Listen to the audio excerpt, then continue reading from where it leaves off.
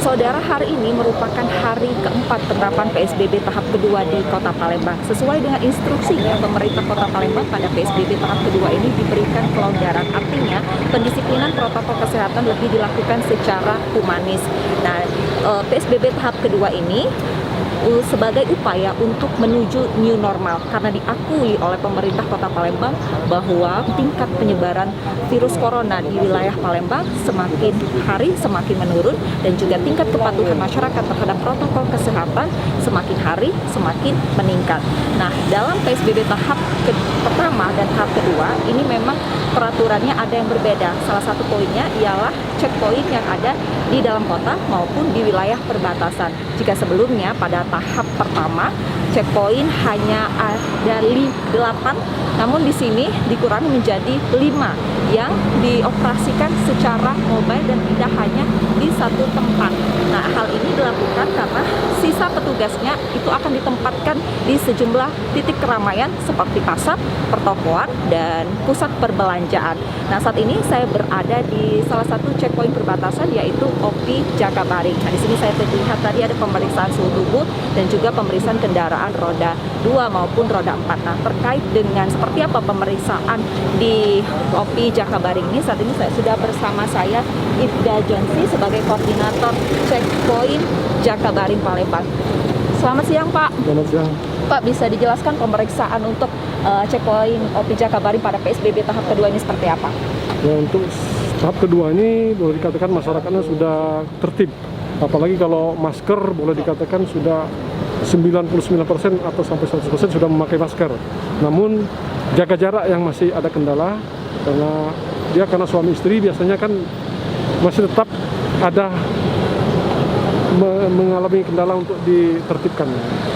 Pak, untuk pemerintah Kota Palembang memang memberikan kelonggaran pada PSBB tahap kedua ini, memang tidak ada sanksi administrasi dan yang lainnya. Nah, untuk pelanggaran yang berada di sini, adakah kendaraan yang diputar balik dari kendaraan dari luar, Pak? Untuk sementara belum ada yang kita kendalikan kan. Yang penting jaga jarak. Kalau penumpangnya masih mencukupi kapasitas 50%, masih tetap bisa dilanjutkan perjalanannya. Selain pemeriksaan terhadap formasi tempat duduk dan yang lainnya, pemeriksaan apa lagi yang dilakukan? Dan adakah syarat khusus kendaraan dari luar untuk masuk ke wilayah Palembang, Pak?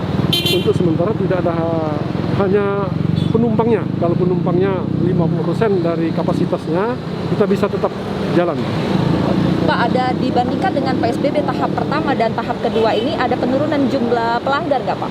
Benar sekali, sudah banyak sekali penurunan pelanggaran, ya, terutama pakai masker. Kalau masker sudah dikatakan 100% sudah pakai masker, dan jaga jarak itulah yang masih agak kendala sedikit. Pak, untuk checkpoint OPI Jakabaring ini kan merupakan checkpoint perbatasan seperti itu. Nah, pemeriksaannya apakah dibedakan dengan pemeriksaan di dalam kota atau memang tetap sama, Pak? Ya, mungkin untuk di sini hanya kita mengecek jaga jarak dan wajib pakai masker. Ya, itu. Pak, ini di operasional jamnya berapa, Pak? Dari jam berapa ke jam berapa?